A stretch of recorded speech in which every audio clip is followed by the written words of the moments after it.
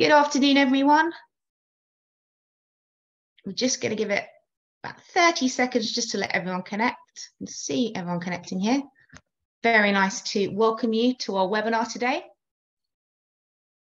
And as you can see, we are live.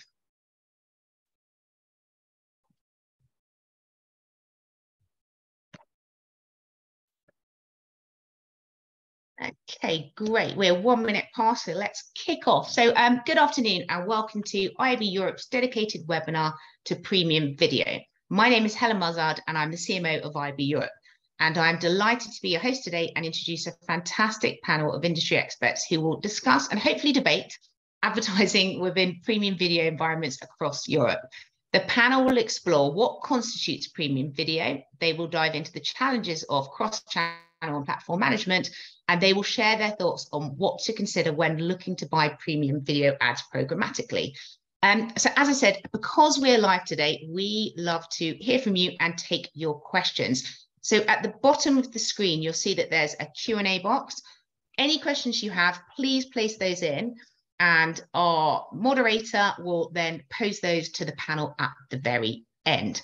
The webinar is being recorded and we will share it after the event to everyone that's registered, and we'll also put it up onto our website and share across our social channels.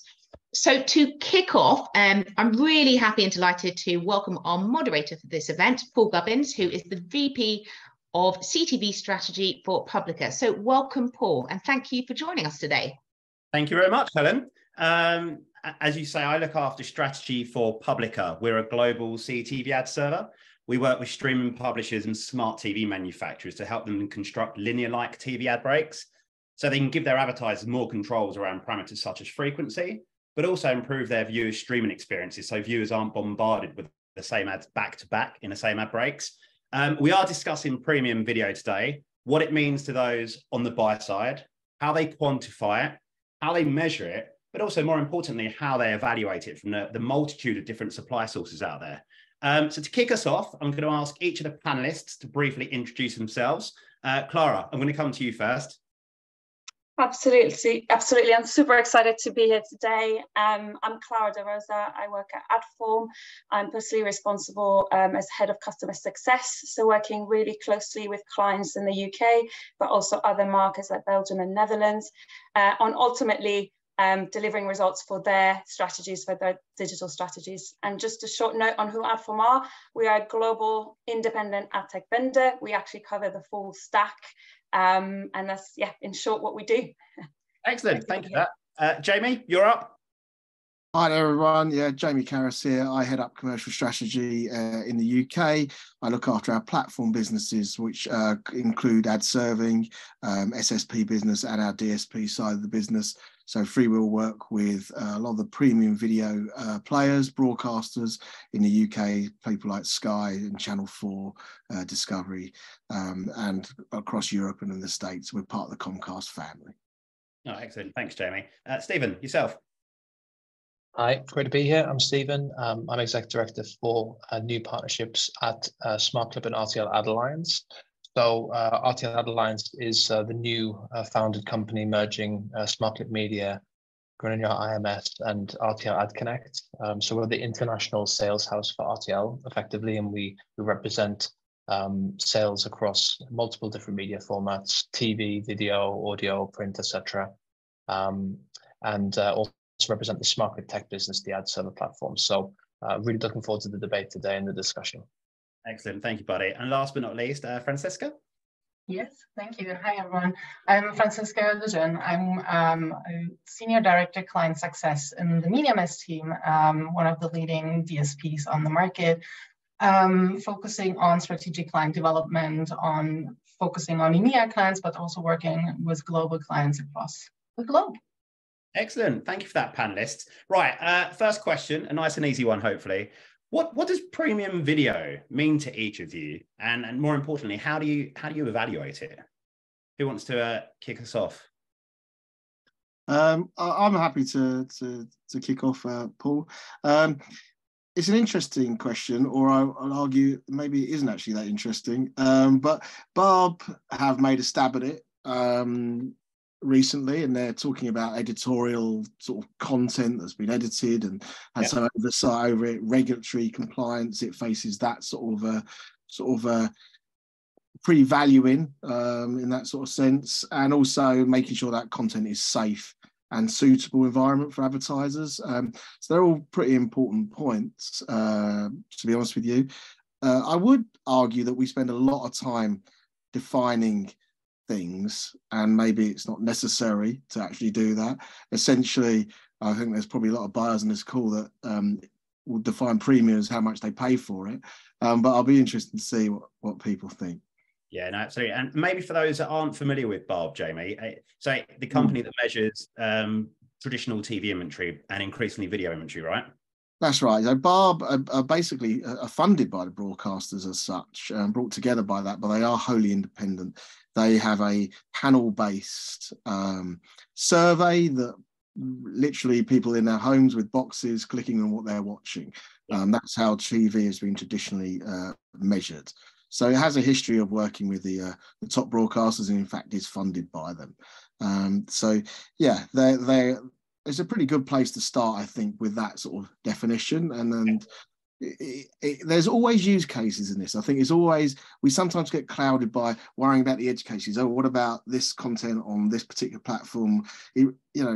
I think as a concept, premium video is pretty editorially checked. It is, got regulatory issues to it, and its content needs to be safe. And they'll always find different ways of defining it if you try hard enough. I'm not sure it matters that much. Yeah, fair enough. Okay, and Francisca, from a point of view of MediaMath, as you said, one of the biggest demand-side platforms globally, you work with lots of advertisers, you connect to lots of different inventory sources. Again, a lot of that will be inventory, be that kind of in-stream, out-stream, or increasingly CTV. What does premium video mean to you? Yeah, so premium video is pretty much, as Jamie already said, like it's about brand safe environment. What about the content? Is it user-generated content or is it professionally generated content? But I think what is also important is not only that we define what premium is, but also like the ad buyer defines what they see as premium, and where it comes in place that brand safety is very key. And of course, like the big players on the market, right? Where you have like the big publishers, that's usually big names, what the ad buyer wants to see on the media plan at the end. Yeah, absolutely. And Clara, I know you and I have discussed this before, actually last week at one of the events in London, but what's your view of video inventory when it comes to driving a different type of outcome above and beyond just branding? Do you have a slight take on how video inventory can be used to drive other metrics within the purchase funnel? So thank you for that question. It's a really interesting one. So I think a bit like to Jamie's point, sometimes we get so caught up on the kind of definitions and the wording, but I think it's really important to take a step back. So when we think about premium video, but in general, what the advertiser wants to achieve, they are really focused on outcomes and making it really simple to be able to understand how to deliver those outcomes. So I think there's a real value in terms of examples of how premium video can support and drive efficiencies, but as part of a whole media plan, right? Proof in point, we ran, for example, campaigns for Vodafone in the UK, where they leveraged the Samsung ACR technology to be able to drive incremental reach to the TV strategy. And that is at a lower price point with valuable audiences that might not be on linear TV. So really, really important for clients to consider an omni-channel strategy in order to really drive performance, which might not be necessarily a kind of performance KPI such as CPA, but it's the wider, how do I achieve my outcomes for the company? Ultimately, a CMO wants to go back to the board and show the investment they put, what's the outcome of that? And that's just an example of that. So that's pretty cool. So an advertiser using Adform, working with a TV manufacturer such as Samsung to leverage some of their ACR insights. So you're then targeting kind of streaming inventory to give that advertiser incremental reach into an audience group that maybe they might not be reaching right across broadcasters' BVOD inventory. Correct, yes. And I think one point that maybe we want to add to that definition of premium video is that I believe Barb is only taking into consideration part of, say, user-generated content. So they've announced around YouTube inventory being included, but only based on the broadcasters actually making that available on YouTube. Yeah. But one could argue there's some really hard to reach audiences. User habits are changing. Consumers are consuming a lot of video, but not necessarily in a traditional way. So one could argue that you really need to, as an advertiser now, navigate that. And depending on who you're looking to reach, you might need to rethink what that premium definition might be. So yeah, I think the gaming industry is kind of showing a little bit of that as well. Yeah, that's a really good kind of overview. Thank you for that. And then, Jamie, I know you and I had discussed on the prep call to this webinar, you were talking about the currency, right? The currency of choice of buyers when they're evaluating video or streaming inventory. What's your school of thought around what the future of currency may be when it comes to pricing and measurement in video? Well, you know, there's been a lot of effort to try and draw many elements together. I mean, it's about that fragmentation, you know, and providing that sort of holistic view for buyers to buy video. However you're defining it may be one thing. Yeah. You know, broadcasters are looking at C-Flight for measurement and trying to bring those sort of things together, where you're looking at impacts on TV and you look at impressions on digital content, and that's trying to mash that together. Sky have done a one campaign, which is an attempt to try and do that as well. It'll be interesting to see how things evolve. I think historically we've had that problem with the separation between a linear television, which is being a broadcast stream, and digital stuff, which is the IP delivered content.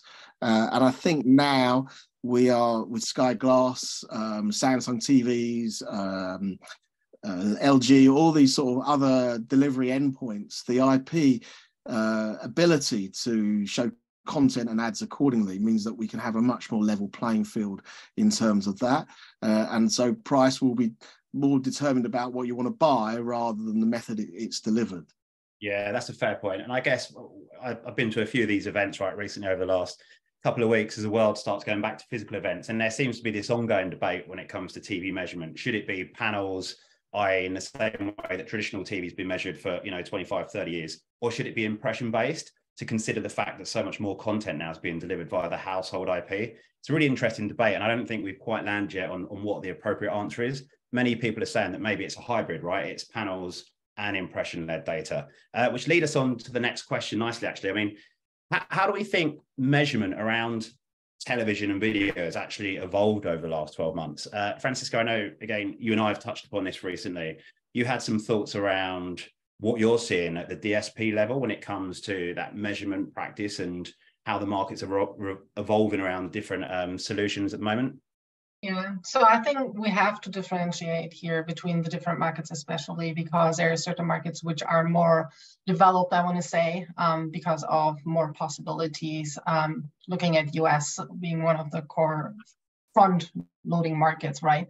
So looking at EMEA, of course, we're facing a little bit of trickiness, I want to say, on how we can measure, and but we do see that there are great partners in the market, like Audience Project or partners like TV Squared, where we are seeing like there are possibilities for measurement. It's just like I think we still need a couple of more ed tech companies which are covering across supply side, for example, measurement. So kind of like more cross-channel and cross-partner. For MediaMess, we're kind of like, we're agnostic. So we're working with all the partners out there to find the right fit for the client and to get the best outcome for the client, no matter which partner is on the market. And we're always following, like seeing who's the strongest for the relevant market, relevant client outcome. Yeah, fair enough. And why do you think it is a little bit more difficult this side of the pond versus in the US? Is it just because we've got different markets, or are we just slower to approach innovation maybe? I mean, we have the privacy situation, and especially in EMEA, where like GDPR and all that more in front of us we have to face, as well as especially with, for example, CTV, like it's a different channel, it's a new channel. Still everyone needs to adapt to that, as well as like cookie being not available in the future anymore, we have to rethink the entire structure. There are great initiatives out on the market, and there are ways of approaching users in a different way. It's just like the future will bring, or we'll see how ad tech companies will adjust to that. Yeah, it's a really good point, right? Because sometimes people don't always realize that third-party cookies don't necessarily exist in CTV. It's all application-based. It's device IDs, it's IP targeting. And yes, more TV manufacturers, people like Samsung, have started to implement consent management platforms. But a lot in the CTV ecosystem is still trying to establish how they can work in a privacy compliant way, because it's an evolving area. Certainly when you look at TV sets and how they collect consent and then use that consent to inform targeted advertising practices.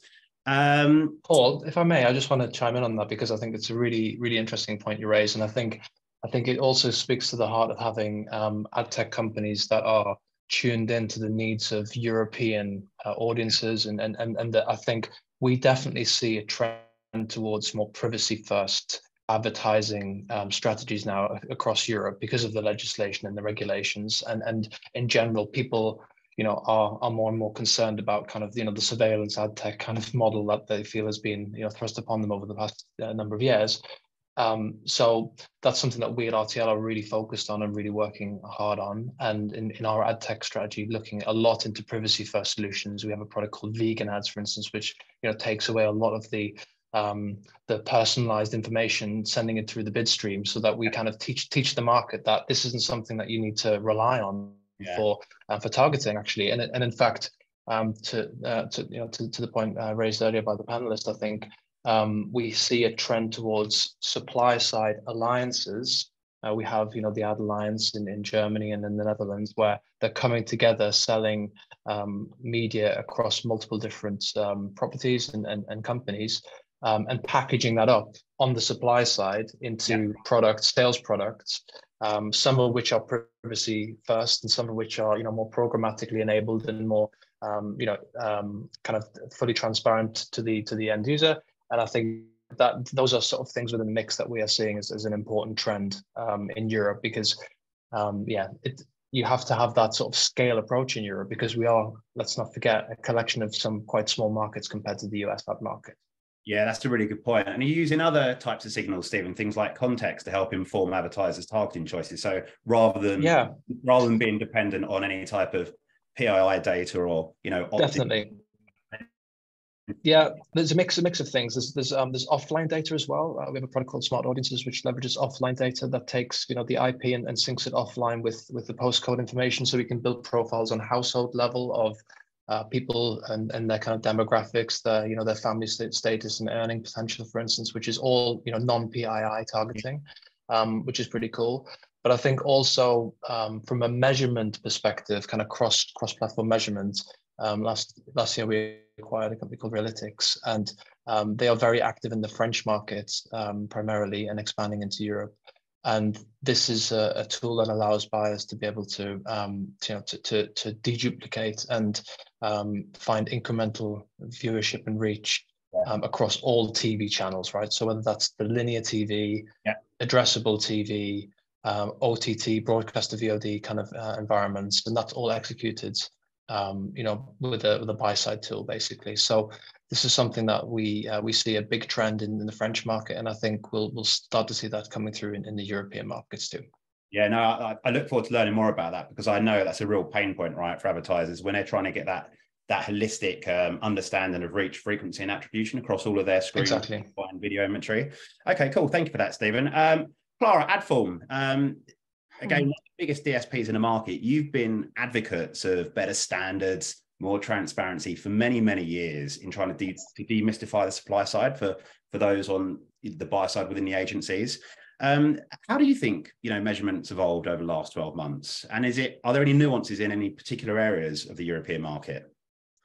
So I think first, kind of to add on to some of the tools that are around, I think the most exciting one really stems from an advertiser-led effort, which is Origin. So the WFA has launched this initiative to make sure there is a way of reconciling within the industry across, broadcasters, but also digital channels. And so it's great to hear, in light of everything we've discussed, that actually Europe for once is ahead versus the US, with Origin UK launching as we speak.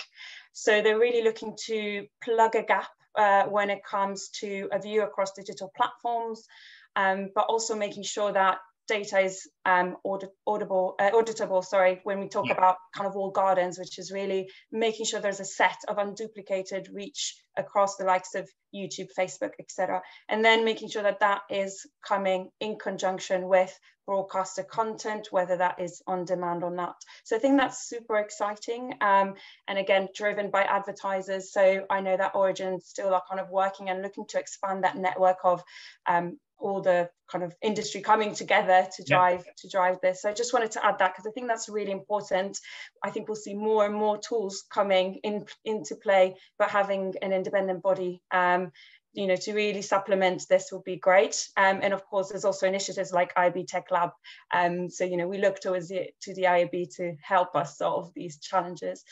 And then in terms of kind of Adform specifically, we are very vocal in the industry. We are PwC audited multiple times, and really great to see that things like ISBA study 2.0, let's say, is showing great results in terms of the industry moving forward. But I think in this context, where we really offer a solution today that has been really in the works for the last 4 years, is around identity resolution. So we are currently operating and able to offer solutions from a targeting and measurement perspective when it comes to third-party environments and first-party environments. So today we do have that solution. Of course, with CTV is a slightly different environment, but again, we're looking to continue to evolve that, and I feel really proud of being able to do that for advertisers already today.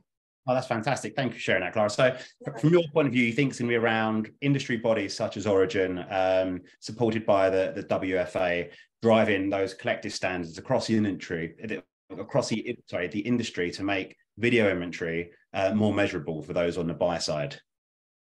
Yes, I think that would be really important. Again, because I think at a micro level, advertisers have choices today, right? Yeah. We can use Samsung ACR Audience Project, and we, myself and a Media Math colleague today, and most of us we're all agnostic. So that's exciting in terms of being able to support the advertiser need. But there is a need for kind of the industry coming together and solving for this. And I think this is not a new problem. I mean, I think Simon Thomas from Group M mentions this, being a problem since the days of TV and print.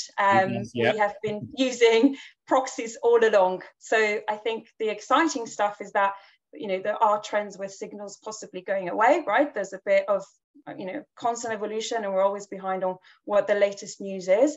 But the problem has always been here. So we're all kind of, it's great to see industry bodies coming together to help solve for that, and have technology evolve like Adforms to make sure we are offering solutions that are transparent to our advertisers. Perfect. And Francesca, from a Media Math point of view, what's your take on, the bodies that are evolving, be it around CFly, Origin, what the Tech Lab's trying to do to bring more measurability to the inventory? Is there a view that you take on your side of the fence, again, from that DSP view of the inventory landscape? Yeah, I can definitely agree with Clara on that we definitely need a more unified environment, I want to say, kind of like partners across the market.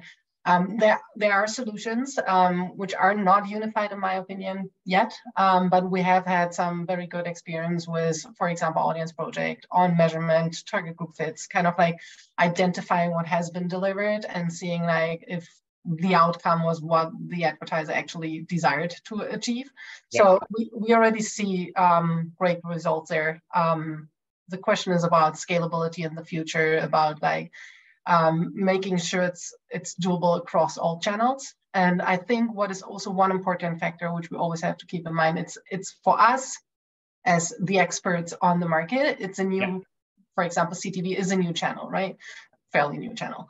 For the client, it's even newer, I want to say. So yes, you have like front mover clients which are experiencing testing for already quite some time, but you still have clients which need the education, which need the knowledge, kind of like us as the experts, telling them exactly what we have tested in the past, what has been working good, kind of giving them some guidelines.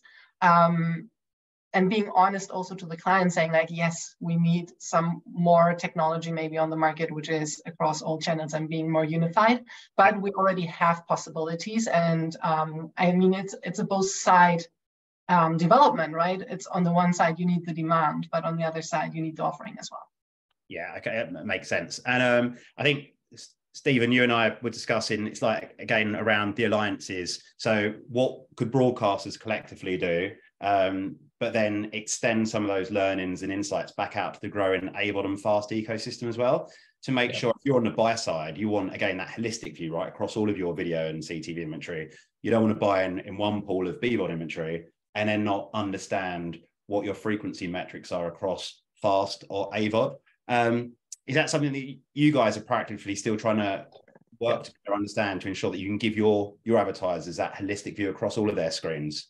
Yeah, absolutely. I think that's really what RTL Ad Alliance is standing for, because we kind of stand in between the RTL and the other broadcasters that we work with, and of course then our third-party inventory partners that we work with, whether it's LG or Samsung or Rakuten, Pluto TV on the CTV side, and of course, as you mentioned, advertisers want to be able to reach their audiences across all of those channels, and they don't necessarily want to have targeted buys in each different area with individual deal IDs all over the place in multiple DSPs. That's not ideal. They need to be able to collect this into one place. So we aim to be able to be that kind of aggregation point for them and allow them to do that. But I think we also have to be kind of cognizant of the fact that on the supply side there that we just discussed, there are big variations in especially in Europe, on the types of content and the ad experiences that go across this so-called CTV opportunity that we hear a lot about in the US press. Because I think if we're honest about it to ourselves here in Europe, I still think the broadcasters are the ones that are contributing the most of the volume on CTV, but they are not themselves going out and selling CTV on deals. They are selling their packages, TV and digital combined in many cases. So it's quite hard for an advertiser to be able to navigate that. So I think there needs to be partners that can kind of tease out the nuances and find those commonalities and bring that together in products, whether that's programmatic products or IO based products. And that's really what we try and focus on, both the national and international buyers. So they're all governed by different standards, of course, as well. Broadcasters are regulated by Ofcom in the UK.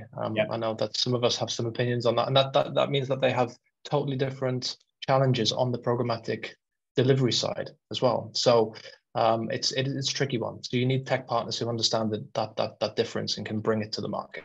Yeah, completely agree. And you also need that measurement component, right? So at this point in time in the UK, I personally wouldn't say to somebody looking to target TV audiences, don't work with broadcasters. They've still got fantastic proprietary content, still got fantastic reach, scale. But if you look at the growing AVOD and FAST inventory coming from the likes of LG, Samsung, Rakuten, Roku, and all of the companies you just mentioned, they can deliver great incrementality now to many advertisers. But it's how do we as an industry quantify that incremental reach so we can get more traditional TV advertisers testing the growing addressable TV ecosystem. We can encourage more budgets to come in from social, from digital into CTV. But again, we can only really do that if we can quantify that we're delivering them incremental reach above and beyond what they may have got on their traditional TV plans. Cool. So we discussed a lot about what might be coming down the pipe in regards to innovation, what the future of TV measurement may look like, how those on the buy side are evaluating video and CTV inventory. But what solutions are actually in place today? I'd be intrigued to hear from each of you around, some of the things that you can actually offer to advertisers. If they said, right, we've got you on the media plan this quarter, we want to do some cross-screen targeting. Are the solutions available today to offer an agency that understanding of what's happening across mobile display and video, be it originating from desktop or CTV? Clara, is that something that you guys offer those on the buy side if they've got a seat on Adform? Is there that capability to try and do some cross-screen targeting and understanding of how the campaign's performing? Yeah, so again, there's a little bit of theory and there's a little bit of practice. Okay. So again, kind of going back to our solution, ID Fusion, we basically operate with devices. So we're fully agnostic and work with 40 plus first-party identifiers, meaning that if you've got a publisher ID, an advertiser ID or a maid coming through, then we are able to reconcile that data in two ways. One is cross frequency capping, so cross browsers, really solving for the deprecation of third-party cookies. Just an example, today in the UK, we're seeing the top 1,000 sites, 89% of their traffic is actually first-party IDs. So it's not even in the future, this is happening today. That's cool. Yeah. So we have got a solution to, you know, with ID Fusion, resolve those identifiers and being able to cross browser and frequency cap. There's also the measurement piece, which I think is important. And again, with our solution, Cookieless Insights, we are able to then measure unique reach and frequency across, you know, when we do get these IDs through, right? So we're able to do that across third-party and first-party IDs. So that's kind of live today already in platform. But again, it is dependent on us receiving an ID. And I think that that kind of ties into everything we said, where when we look at kind of CTV specifically, it's still a nascent market, a nascent channel, if you like, in this, in Europe, right? So there's a little bit of growth that still needs to be done there and kind of standards to be set. But that's quite exciting in terms of what we can already offer today when it comes to really omni-channel strategy. Yeah. Yeah.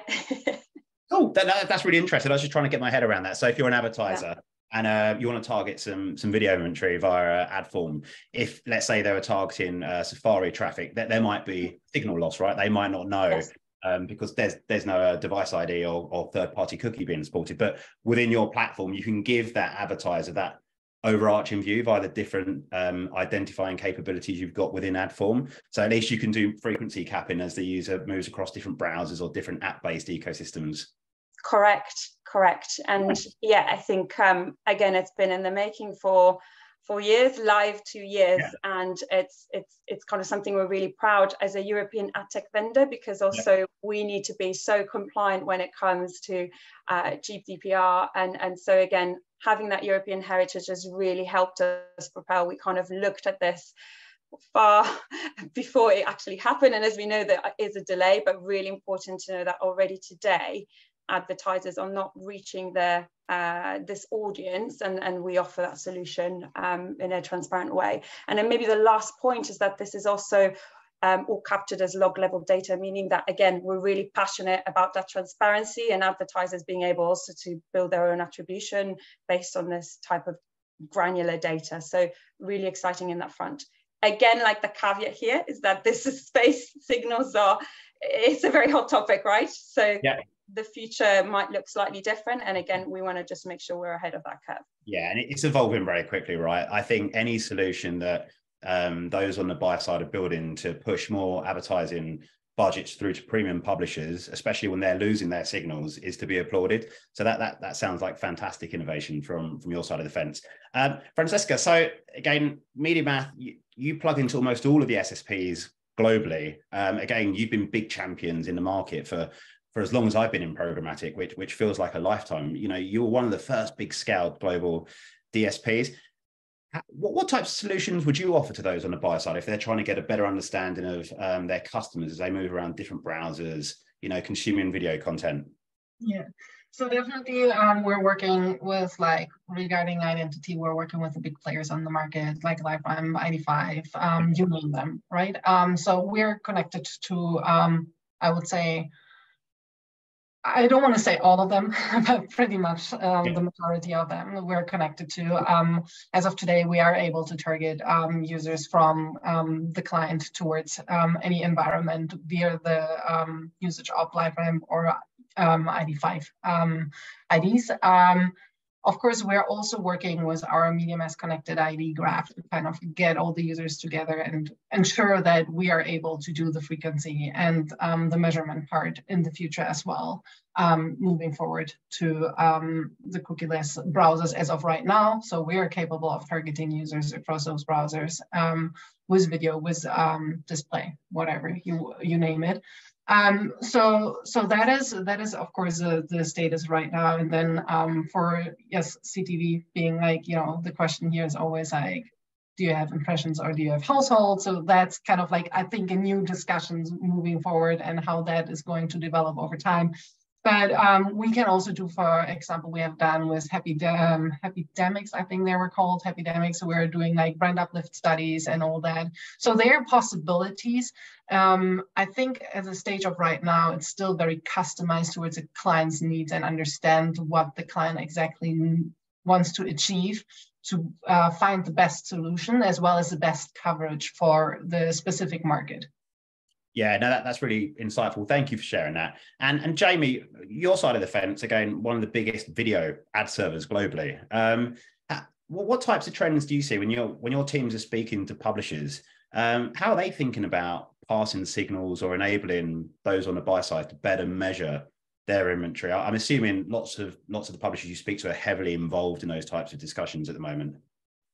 It's an interesting one from a broadcaster point of view. Their world is essentially changing. They've had a massive direct sold business, which hasn't involved programmatic for decades, and they've had their own measurement to go with it, which we referred to earlier with Barb, so forth on the linear side. And suddenly there's another world out there that they're dipping their toes into, either fully or not at all in some cases, and there's a little bit of protection about some of the way they're working. Some big UK broadcasters are less enthusiastic about sort of getting involved in more digital programmatic side of the business, and some are embracing it quite a lot. Channel 4, for instance, is heavily moving into the programmatic world. From a buyer's point of view, they're conscious of the fact that we've mentioned it. A lot of the broadcasters have different rules, different regulations onto Ofcom. They have their own data. They're very protective of it. It holds a lot of value, and they're trying to marry that direct sold business with their programmatic business. Yeah. And in that sense, the sort of measurement piece becomes problematic because the direct sold is kind of seen differently in a way from the programmatic side. But there's also a ton of measurement companies out there that they're working with, and the lack of uniformity is problematic. And each time a broadcaster signs up with a different measurement company, we split the atom again type sort of thing, and it becomes quite tricky. So it's about collaboration, it's about understanding. And the broadcasters are on that journey, and some are further than others. In Europe, it's in continental Europe, some are much further down that programmatic path. In the UK, some are miles back, and some are much more front and centre, and some are in between. So it's interesting where you literally do, I don't want to say generational divide, but it is kind of a little bit like that, to be honest with you, where there's another language that's been spoken by a lot of the programmatic side of the business as opposed to the more traditional side of the business, and it becomes difficult to traverse that. And equally, the broadcasters done really well, to this junction. They're still doing really well, and they own their own landscape. So why would you want to necessarily move into a more complicated, wider pool of people and measurement and everything that goes with it? So there is a bit of a sort of hiatus period, I'd say, whilst that happens. But it is inevitable because the global players are there. Google's of this world, the YouTube and Netflix and the others that will come along, invariably create a much bigger global picture for buyers to buy across, and suddenly local markets get more challenged in how they can sell. But it's not quite there yet, but it is happening, and it's eroding. The linear business is being eroded, and you see by most figures that it is reducing. So moving into more of a digital VOD programmatic world is inevitable. And I think for me, those players, because they have been the leaders in the industry essentially for a long time, have to really lead in this and form that collaboration. So, and allow others in as well, to be honest with you, to a large degree, if you fit into that premium video marketplace. So it's going to be interesting. If I may, sorry, I would just love to give two examples of broadcaster or countries or markets where I think broadcasters are being very innovative in this area, because I feel like I should stand up for the more advanced broadcasters, and I'm talking about continental Europe, as Jamie mentioned. So I think first of all, in Sweden, the broadcasters are coming together in a premium video alliance and selling jointly on the SmartX platform. But what's interesting about this approach is that they're really targeting non-traditional TV buyers, so the more smaller national buyers it's a programmatic video approach, which is DSP agnostic. So any agency, small or large, can buy BVOD inventory through the Premium Video Alliance, and it's really being used as a channel to attract new advertisers who are new to TV, as a way of testing the performance compared to the YouTubes and the other online video channels. So that's one, I think, which is quite interesting. So they're really going after a different pot of money, to your point earlier, Paul. And then the second area that I think is quite interesting that we see is in Germany.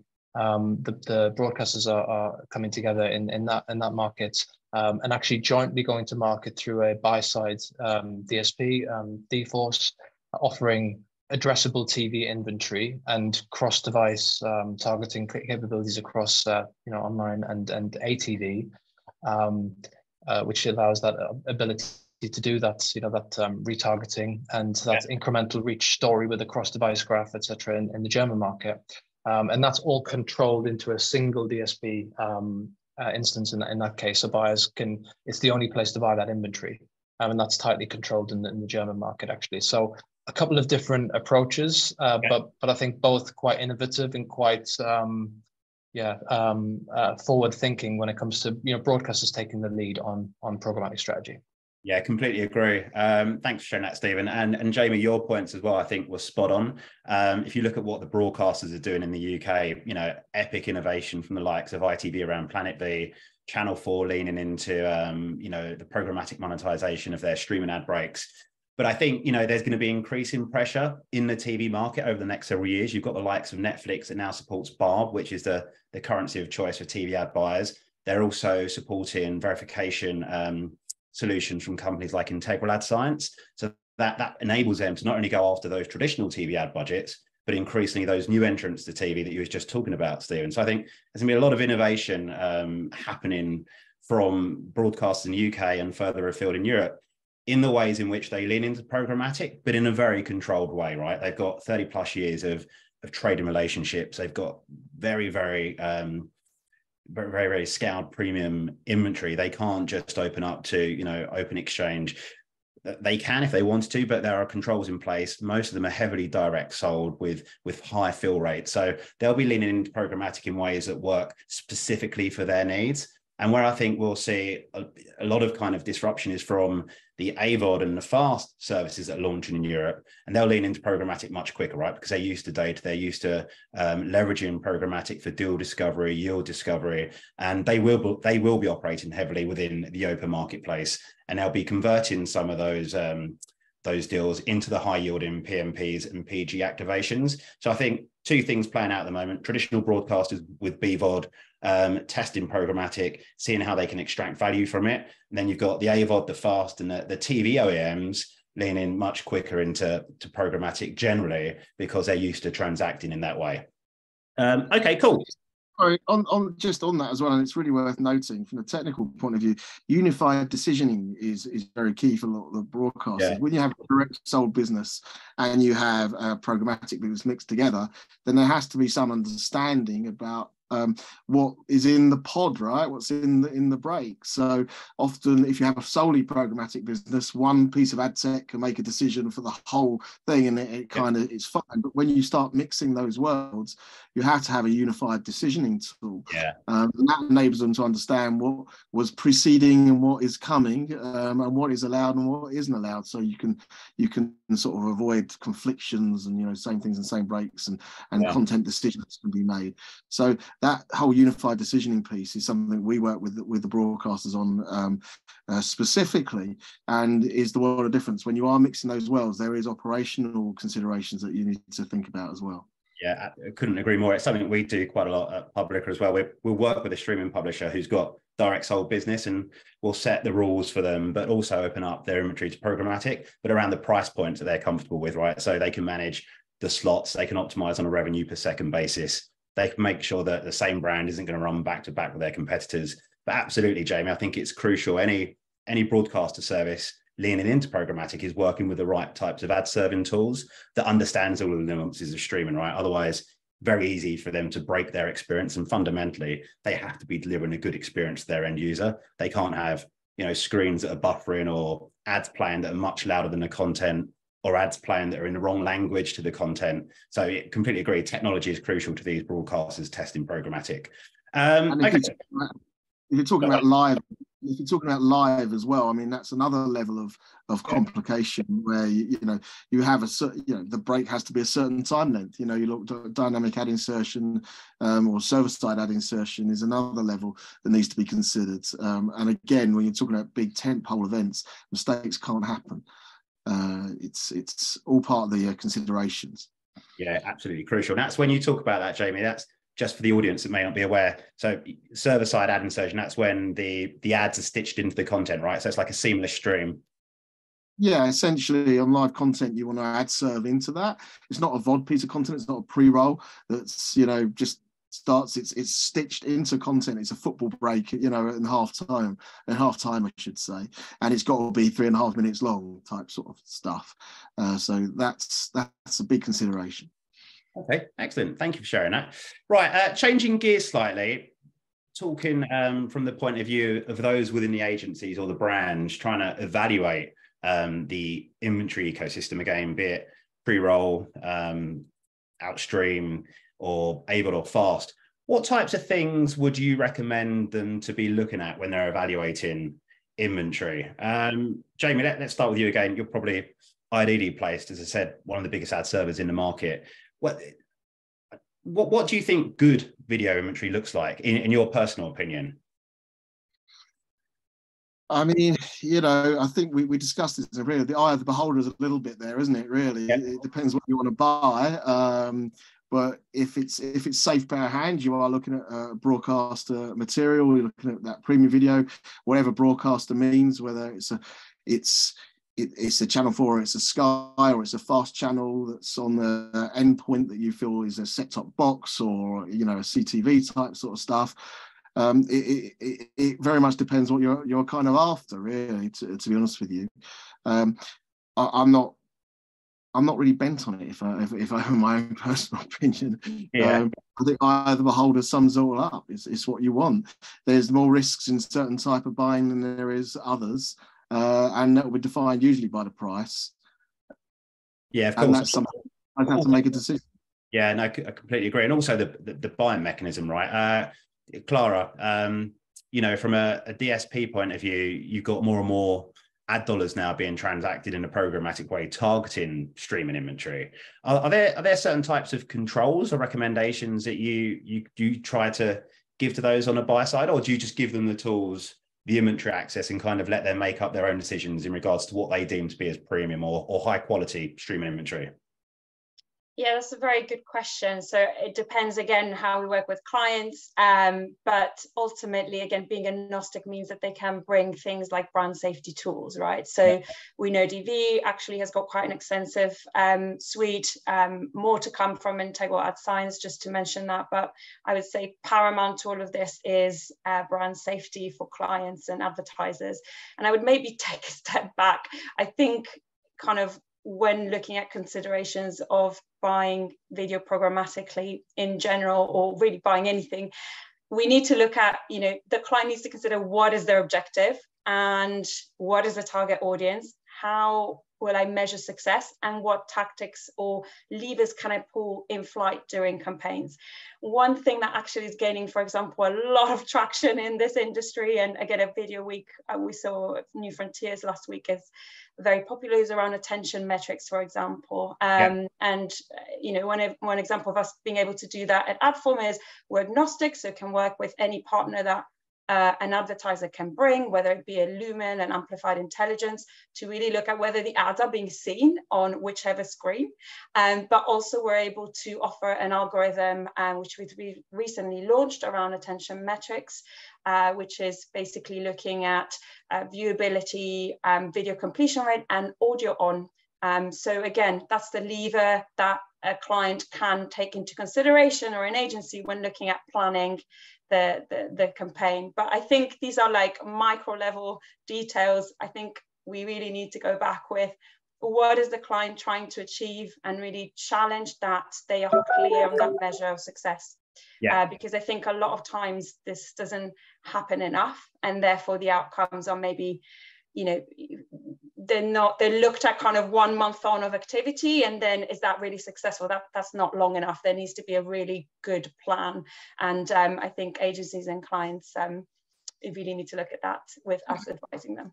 Excellent. And Francesca, from your side, is there like a playbook that you give to new advertisers on your DSP when it comes to video and CTV inventory?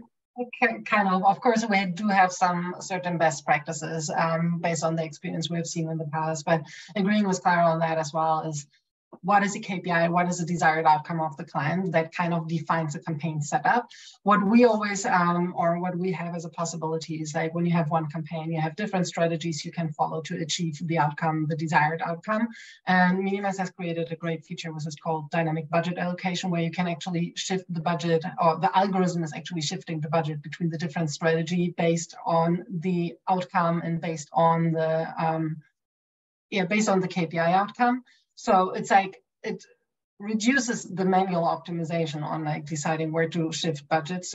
So you can actually let the algorithm as well as the client test more things than prior to that, potentially, to give the algorithm the flexibility to actually deliver where it works.